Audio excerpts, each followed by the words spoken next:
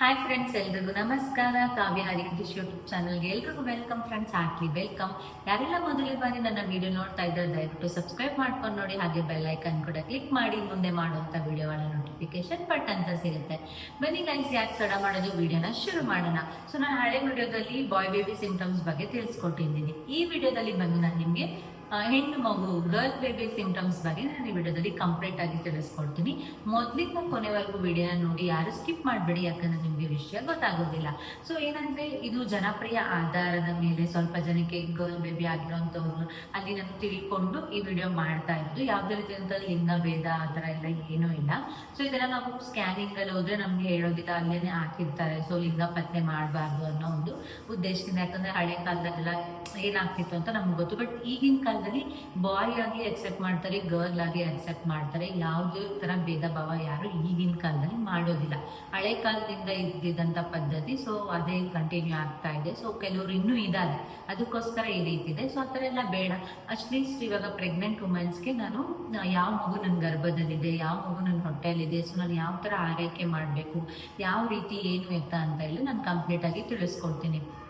ಓಕೆನಾ. ನಿಮಗೆ girl baby ಆಗ್ತಿದೆ, ಹೆಣ್ಮಗು ನಿಮ್ಮ ಹೊಟ್ಟೆಯಲ್ಲಿ ಜನಿಸ್ತಿದೆ ಅಂತ ನೀವು ತಿಳ್ಕೊಬೇಕಾದ್ರೆ ನಿಮ್ಮ ಒಂದು ದೇಹ ಲಕ್ಷಣದಲ್ಲಿ ಚೇಂಜಸ್ ಆಗ್ತಾ ಬರುತ್ತೆ, ನಿಮ್ಮ ಬಾಡಿ ಚೇಂಜಸ್ ಆಗ್ತಾ ಇರುತ್ತೆ. ಆ ಒಂದು ಟೈಮಲ್ಲಿ ನೀವು ಈ ಒಂದು ಚೇಂಜಸ್ಸನ್ನು ತಿಳ್ಕೊಬೋದಾಗಿರುತ್ತೆ. ಯಾವ ಥರ ಏನು ಅಂತ ನಾನು ಹೇಳುವ ಫಸ್ಟ್ ಸ್ಟೆಪ್ಸ್, ಒಂದು 8 ಲಕ್ಷಣಗಳು, ಒಂದು 8 ಸಿಂಪ್ಟಮ್ಸ್ಗಳು ನಿಮ್ಮ ಬಾಡಿಯಲ್ಲಿ ಬದಲಾವಣೆ ಆಯಿತು, ನಿಮ್ಮ ದೇಹ ಆ ಥರ ಆಗ್ತಿದೆ ಅನ್ನೋದನ್ನು ನಿಮಗೆ ಗರ್ಲ್ ಬೇಬಿ ಹುಟ್ಟುತ್ತೆ ಅನ್ನೋದು ಆಗುತ್ತೆ. ಫಸ್ಟ್ ಬಂದು ನಮಗೆ ಮುಖ ಲಕ್ಷಣ, ನಿಮ್ಮ ಫೇಶಿಯಲ್ ಎಕ್ಸ್ಪ್ರೆಷನ್ ಅಂತ ಹೇಳ್ತೀವಿ. ಲಕ್ಷಣ ನಿಮಗೆ ಹೆಚ್ಚಾಗುತ್ತೆ, ಕಳೆ ನಿಮ್ಮ ಮುಖದಲ್ಲಿ ಕಳೆ ಹೆಚ್ಚಾಗುತ್ತೆ, ಕಳೆ ಇರುವಂತಹ ಫೇಸ್ ಆಗುತ್ತೆ. ಸೊ ನಿಮಗೆ ಕಳೆ ಇಲ್ಲಾದ್ರೂ ಒಂಥರ ಕಳೆ ಮುಖದಲ್ಲಿ ಶೈನಿಂಗ್ ಬರೋವಂಥದ್ದು, ಮುಖ ಎಲ್ಲ ವೈಟ್ ಕಲರ್ ಆಗುವಂಥದ್ದು, ಈ ರೀತಿಯಾಗಿ ಆಗುತ್ತೆ. ಕಲರ್ ನೀವು ವೈಟ್ ಆಗ್ತೀರಾ, ಗ್ಲೋ ಆಗ್ತೀರಾ, ನಿಮ್ಮ ಫೇಸ್ ಆಗಿರ್ಬೋದು, ನಿಮ್ಮ ಬಾಡಿ ಆಗಿರ್ಬೋದು, ನಿಮ್ಮ ಗ್ಲೋ ಅಪ್ ಆಗ್ತೀರಾ. ಸೊ ಆಗ ನೀವು ಐಡೆಂಟಿಫೈ ಮಾಡ್ಕೋಬೋದು. ಸೊ ನನಗೆ ನನ್ನ ಮುಖದಲ್ಲಿ ಚೆನ್ನಾಗಿ ಕಾಣಿಸ್ತಿದ್ದೀನಿ, ಚೆನ್ನಾಗಿ ಕಾಣಿಸ್ತಿದ್ದೀನಿ, ನನಗೆ ಗ್ಲೋ ಅಪ್ ಆಗ್ತಿದ್ದೀನಿ, ನನ್ನ ಕಲರ್ ಚೇಂಜ್ ಆಗ್ತಿದೆ, ಕಲರ್ ಬರ್ತಿದ್ದೀನಿ ಅನ್ನೋವಾಗ ನೀವು ಫಸ್ಟ್ ಬಂತು ಸೊ ನನಗೆ ಗರ್ಲ್ ಬೇಬಿ ಆಗುತ್ತೆ ಅನ್ನೋದನ್ನ ನೀವು ಐಡೆಂಟಿಫೈ ಮಾಡ್ಕೋಬೋದು. ಸೆಕೆಂಡ್ ಅಂದರೆ ನಮ್ಮ ಒಂದು ಹೊಟ್ಟೆಯ ಆಕಾರ, ಬೆಲ್ಲಿ ಶೇಪ್ ಅಂತ ಹೇಳ್ತೀವಿ. ನಿಮ್ಮ ಸ್ಟೊಮಕ್ ಸ್ಟ್ರಕ್ಚರ್ ಅಂತ ನೀವು ಏನು ಬೇಕಾದ್ರೂ ಕಲ್ಕೋಬೋದು. ಒಳ್ಳೆ ನಿಮ್ಮ ಹೊಟ್ಟೆಯ ಆಕಾರ ಗೋಳಾಕಾರದಲ್ಲಿ ಇರಬೇಕು. ಇದು ಹೊಟ್ಟೆ ಅನ್ನೋದಂದ್ರೆ ಈ ರೀತಿಯಾಗಿ ಇರಬೇಕು. ಈ ರೀತಿಯಾಗಿ ಇದ್ದಾಗ ನಿಮಗೆ ಏನನ್ನೋದು ಗರ್ಲ್ ಬೇಬಿ ಆಗುತ್ತೆ ಅಂತ ಹೇಳ್ಬೋದಾಗಿದೆ. ಸೊ ಈ 2 ಲಕ್ಷಣಗಳು ನಿಮಗೆ ಇತ್ತು ಅಂತಂದರೆ ಗರ್ಲ್ ಬೇಬಿ ಆಗುತ್ತೆ ಅಂತ ನಾವು ಹೇಳ್ಬೋದಾಗಿರುತ್ತೆ.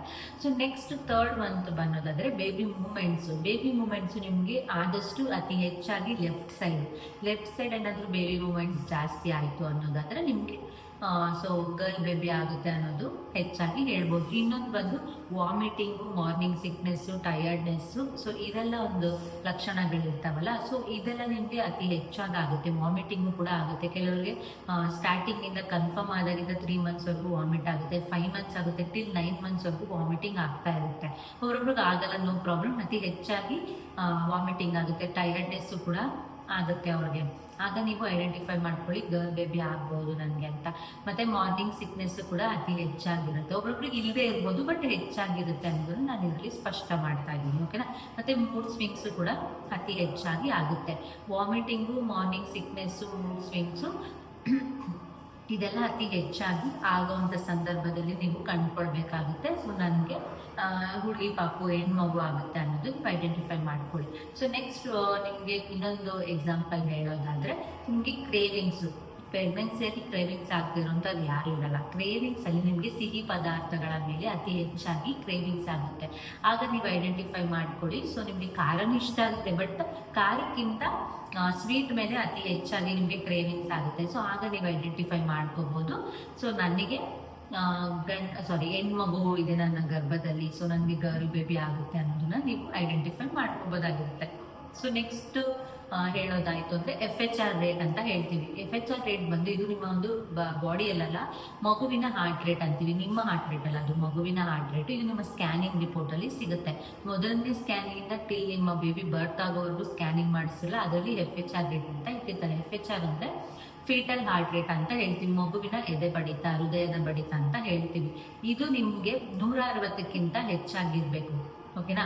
160ಕ್ಕಿಂತ ಹೆಚ್ಚಾಗಿತ್ತು ಅಂತಂದರೆ ಆಗ ನಿಮಗೆ ಹುಡುಗಿ ಪಾಪು ಆಗುತ್ತೆ, ಹೆಣ್ಮಗು ಇದ್ದಾರೆ ನಿಮ್ಮ ಹೊಟ್ಟೆಯಲ್ಲಿ ಅಂತ ನೀವು ಸ್ಪಷ್ಟ ಮಾಡ್ಕೋಬೋದಾಗಿರುತ್ತೆ. ಯಾವ ಥರ ಅಂತ ಅಂದರೆ ಇವಾಗ ನೋಡಿ 160 ಇಲ್ಲ ಫಸ್ಟ್ ನಿಮಗೆ ಕಡಿಮೆಯಿಂದ ಜಾಸ್ತಿ ಆಗ್ತಾ ಬರುತ್ತೆ. ಫಸ್ಟ್ ನಿಮ್ಗೆ 150 ಇರ್ಬೋದು, 150, 160, 170 ಈ ರೀತಿ ಆಗ್ತಾ ಬರುತ್ತೆ. ಡಿಕ್ರೀಸಿಂಗ್ ಟು ಇನ್ಕ್ರೀಸಿಂಗ್ ಲೆವೆಲ್ ಬರುತ್ತೆ ನೋಡಿ. ಆ ಥರ ಆದಾಗ ನಿಮಗೆ ಗರ್ಲ್ ಬೇಬಿ ಆಗುತ್ತೆ ಅನ್ನೋದನ್ನ ನೀವು ಐಡೆಂಟಿಫೈ ಮಾಡ್ಕೋಬೇಕಾಗುತ್ತೆ. ಸೊ ಇದೆಲ್ಲ ನಿಮಗೆ ಈ ರ್ಯಾಷಸ್ ಆಗಿರ್ಬೋದು, ಪಿಂಪಲ್ಸ್ ಆಗಿರ್ಬೋದು, ಅದೆಲ್ಲ ಅತಿ ಕಡಿಮೆ ಥರ ಇರುತ್ತೆ. ಯಾವುದೇ ರೀತಿಯಂಥ ರ್ಯಾಷಸ್ಸು, ಕೆರೆತ, ಪಿಂಪಲ್ಸು ಅದೆಲ್ಲ ಏನೂ ಆಗೋದಿಲ್ಲ ನಿಮಗೆ ಗರ್ಲ್ ಬೇಬಿ ಇತ್ತು ಅಂತಂದರೆ. ಬಾಯ್ ಬೇಬಿಗೆ ಅದೆಲ್ಲ ಆಗುತ್ತೆ. ಸೊ ಈ ಲಕ್ಷಣಗಳೆಲ್ಲ ನಿಮ್ಮ ಬಾಡಿಯಲ್ಲಿ ಏನಾದರೂ ಆಯಿತು, ನಾನು ಹೇಳದ್ನಲ್ಲ. ಸೊ ಏನು ಫೇಶಿಯಲ್ ಎಕ್ಸ್ಪ್ರೆಷನ್ನು ಮತ್ತು ನಿಮ್ಮ ಬೇಬಿ ಮೂಮೆಂಟ್ಸ್ ಆಗಿರ್ಬೋದು, ಮತ್ತು ನಿಮಗೆ ಬೆಲಿ ಶೇಪ್ ಆಗಿರ್ಬೋದು, FHR rate, cravings, vomiting, stress, tiredness, morning sickness, mood swings, ಈ 10 ಲಕ್ಷಣಗಳು ನಾನು ಹೇಳಿದ್ದೇನೆ ಎಲ್ಲ ನಿಮ್ಮಲ್ಲಿ ಇತ್ತು ಬದಲಾವಣೆಗಳಾಗ್ತಾ ಇದೆ ಅಂತ ನಿಮಗೆ ಖಂಡಿತವಾಗ್ಲೂ ಹೆಣ್ಣು ಪಾಪು ಆಗುತ್ತೆ ಅಂತ ಹೇಳ್ಬೋದಾಗುತ್ತೆ. ನೀವೆಲ್ಲ ಒಂದು ಸೈಡ್ ಇಟ್ಟೋದಾದರೆ FHR ರೇಟ್ ಒಂದು ನೀವು ನೋಡ್ಕೊಂಡ್ರೆ 90% ನಿಮಗೆ ಕನ್ಫರ್ಮ್ ಅನಿಸುತ್ತೆ. ನಾನು ನೋಡಿರೋ ಪ್ರಕಾರ 160ಕ್ಕಿಂತ ಹೆಚ್ಚಾಗಿ ನಿಮ್ಮ ಫೈನಲ್ ರಿಪೋರ್ಟ್ ಇತ್ತು ಅಂದರೆ 9 ಮಂತ್ಸ್ದು, ಆಗ ನೀವು ಗರ್ಲ್ ಬೇಬಿ ಆಗುತ್ತೆ ಅನ್ನೋದನ್ನ ಸ್ಪಷ್ಟ ಮಾಡ್ಕೋಬೋದು. ಓಕೆನಾ. ಸೊ ಇದೆಲ್ಲ ಜನಪ್ರಿಯ ಆಧಾರಗಳು, ಅತಿ ಹೆಚ್ಚಾಗಿ ಜನರು ಮಾತಾಡ್ಕೊಳ್ಳೋಂಥವ್ರು, ದೊಡ್ಡವ್ರು ಮಾತಾಡ್ಕೊಳ್ಳೋಂಥವ್ರು ಕೇಳಿ ನಾನು ನಿಮಗೆ ತಿಳಿಸ್ಕೊಟ್ಟಿರೋದು. ಎಷ್ಟೋ ಜನ ಮಹಿಳೆಯರಿಗಾಗಿರ್ಬೋದು ಇದು ಹೆಲ್ಪ್ ಆಗುತ್ತೆ ಅಂತ ನಾನು ತಿಳ್ಕೊಳ್ತೀನಿ. ಸೊ ಆದಷ್ಟು ಶೇರ್ ಮಾಡಿ ಅವ್ರಿಗೆಲ್ಲ, ಅವ್ರಿಗೆ ಈಸಿ ಆಗುತ್ತೆ. ಪ್ರೆಗ್ನೆನ್ಸಿ ಲೈಫ್ ಅನ್ನೋದು ತುಂಬಾ ಪ್ರೀಶಿಯಸ್ ಟೈಮು. ಆ ಟೈಮಲ್ಲಿ ಸಿಗೋಂತಹ ಏನಂತಾರೆ ಕೇರಿಂಗ್ ಆಗಿರ್ಬೋದು, ರೆಸ್ಪೆಕ್ಟ್ ಆಗಿರ್ಬೋದು, ಇದು ಯಾವ ಟೈಮಲ್ಲೂ ಸಿಗಲ್ಲ. ಸೊ ಪ್ರೆಗ್ನೆನ್ಸಿ ಟೈಮನ್ನು ಆದಷ್ಟು ಎಂಜಾಯ್ ಮಾಡಿ. ಸೊ ಸ್ವಲ್ಪ ಸ್ಟ್ರೆಸ್ ಕಡಿಮೆ ಮಾಡಿ, ಅತಿ ಹೆಚ್ಚಾಗಿ ನಿದ್ದೆ ಮಾಡಿ, ಚೆನ್ನಾಗಿ ಊಟ ಮಾಡಿ. ಯಾಕಂದರೆ ನಾವು 2 ಇರ್ತೀವಿ ಪ್ರೆಗ್ನೆಂಟ್, ನಾವು ಮತ್ತು ನಮ್ಮ ಹೊಟ್ಟೆಯಲ್ಲಿರೋದು. ನಾವೇನು ತಿಂತೀವೋ ಮಗುಗೆ ಹೋಗುತ್ತೆ. ಮಗು ಬೇಬಿ ವೆಯ್ಟ್ ಗೇನ್ ಆಗಬೇಕು ಅಂದರೆ ನೀವು ತಿನ್ನೋದೇ ಮುಖ್ಯ. 2.5 kg ಜಾಸ್ತಿ ಇರಬೇಕು ಆರೋಗ್ಯಕರವಾದಂಥ ಮಗು. 3 kg ಮೇಲಿತ್ತು ಅಂದರೆ ಓಕೆ. ಸೊ 2.5 kg ಜಾಸ್ತಿ ಇರಬೇಕು. ಸೊ ಅದಕ್ಕೋಸ್ಕರ ಚೆನ್ನಾಗಿ ಊಟ ಮಾಡಿ. ಲೋ ವೆಯ್ಟ್ ಇತ್ತು ಅಂದರೆ ಮಗುಗೆ ಪ್ರಾಬ್ಲಮ್ಸ್ ಆಗುವಂಥ ಚಾನ್ಸಸ್ ಇರುತ್ತೆ. ಪ್ರೆಗ್ನೆನ್ಸಿಯಲ್ಲಿ ನೀವು ಯಾವ ರೀತಿ ಕೇರ್ ತಗೋತಾರೋ ಅದು ತುಂಬಾ ಹೆಲ್ಪ್ ಆಗುತ್ತೆ ಅಂತ ಹೇಳ್ತಾ ಇದ್ದೀನಿ. ಸೊ ಈ ವಿಡಿಯೋ ನೋಡೋದಕ್ಕಾಗಿ ಥ್ಯಾಂಕ್ ಯು ಸೋ ಮಚ್. ಈ ವಿಡಿಯೋ ಇಷ್ಟ ಆಗಿದೆ ಲೈಕ್ ಮಾಡಿ, ಶೇರ್ ಮಾಡಿ, ಕಮೆಂಟ್ ಮಾಡಿ. ಆದಷ್ಟು ಜನಕ್ಕೆ ಶೇರ್ ಮಾಡಿ. ಮುಂದಿನ ಹೊಸ ವಿಡಿಯೋದೊಂದಿಗೆ ಸಿಗ್ತೀನಿ. Thank you so much. Love you all. Bye. Take